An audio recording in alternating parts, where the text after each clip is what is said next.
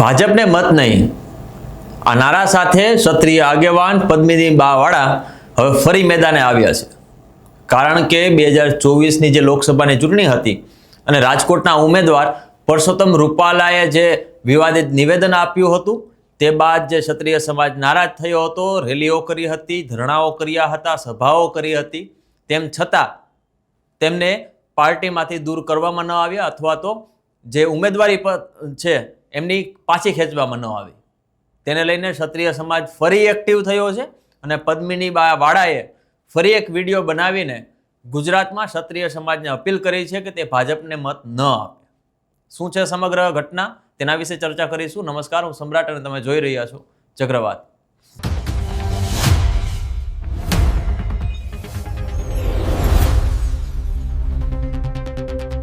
સ્થાનિક સ્વરાજની ચૂંટણીના બિંગુલ ફૂંકાઈ ગયા છે, તેની તારીખ પણ આવી ગઈ છે અને તમામ પક્ષો જે છે એ રાજકીય રીતે સભાઓ કરી રહ્યા છે, લોકોને મળી રહ્યા છે અને ઉમેદવારો જાહેર કરી રહ્યા છે।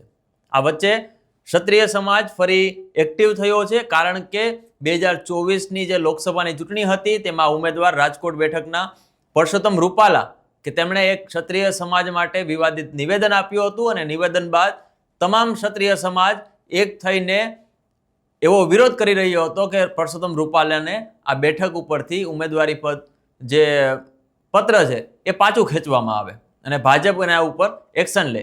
પરંતુ એટલી બધી સભાઓ, ધરણાઓ, આંદોલનો બાદ પણ ભાજપે તેમનું ઉમેદવારી પત્ર પાછું ન ખેંચ્યું અને આખરે તેઓ લોકસભા જે રાજકોટની સીટ છે ત્યાંથી જીતીને આવે છે।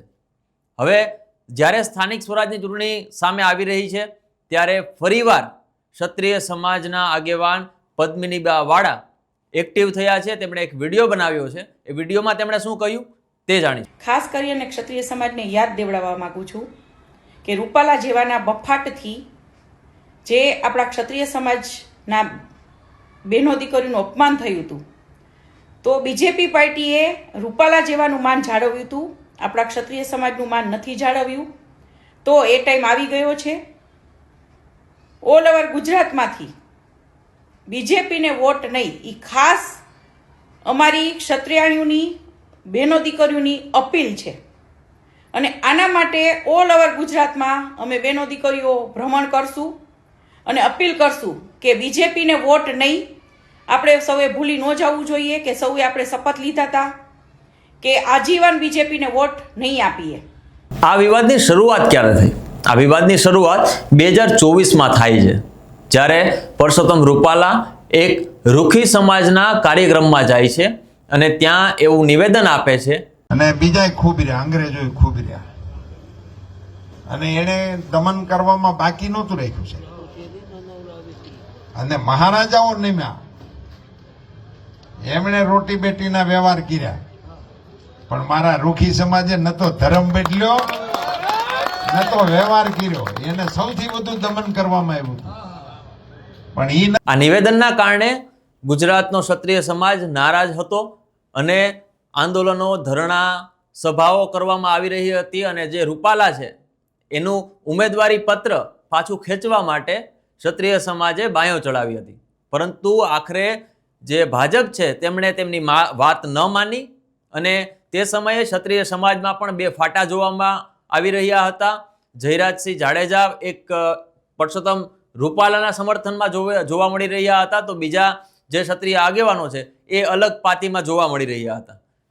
આ સમગ્ર મુદ્દો જ્યારે ચર્ચાનો વિષય બન્યો હતો ત્યારે પ્રધાનમંત્રી નરેન્દ્ર મોદી સુરેન્દ્રનગર આવે છે અને સુરેન્દ્રનગરમાં એક સભા ગજવે છે, ત્યાં પણ આની અસર જોવા મળી રહી હતી। આ સાથે ક્ષત્રિય સમાજે ત્યારે માતાજીના સોગંદ ખાઈને એવું કહ્યું હતું કે અમે ભાજપને મત હવે ક્યારેય નહીં આપીએ અને તમામ ક્ષત્રિય સમાજના લોકો એક થઈ અને આંદોલન કરી રહ્યા હતા। પરંતુ આખરે એવું બને છે કે ભાજપ પરસોત્તમ રૂપાલાની ટિકિટ પરત નથી ખેંચતા અને લોકસભાના ઇલેક્શનમાં 2024માં રાજકોટ બેઠકથી તેઓ જીતે છે। હવે આ મુદ્દો ફરી ગરમાયો છે। આ સાથે પદ્મિની વાળાએ એવું કહ્યું છે કે અમે ક્ષત્રાણીઓ જે છે એ ગુજરાતમાં ફરશું અને જે લોકો છે અમારા એને સમજાવીશું કે આપણે ભાજપને મત નથી આપવો. 2024માં સિનારીઓ એવો હતો કે ગુજરાતની કોઈ પણ બેઠક હોય ત્યાં ક્ષત્રિય સમાજનો એટલો હોલ્ટ નહોતો જેના કારણે કોઈ પણ ચૂંટણી જીતી જાય અથવા તો હારી જાય. પરંતુ જ્યારે સ્થાનિક સ્વરાજની ચૂંટણીની વાત આવે છે ત્યારે ઘણા બધા વિસ્તારોમાં, ઘણા બધા જિલ્લાઓમાં ક્ષત્રિય સમાજનો એમાં હોલ્ડ હોય છે, કારણ કે નાના પાયા ચૂંટણી થતી હોય છે, એમાં ક્ષત્રિય સમાજ મહત્વનો હિસ્સો માનવામાં આવે છે. જો કદાચ ખરેખર પદ્મિની બા વાળા જે રીતે કહી રહ્યા છે કે આ વખતે ક્ષત્રિય સમાજને મત ન આપવા જોઈએ ભાજપને, કારણ કે તેમણે 2024માં રૂપાલાનો સાથ આપ્યો હતો. જો કદાચ આવું થાય છે તો ભાજપને મોટો ફટકો પડી શકે એમ છે. આ બાબતે તમારું શું માનવું છે? કોમેન્ટ બોક્સમાં ચોક્કસથી જણાવજો. નમસ્કાર.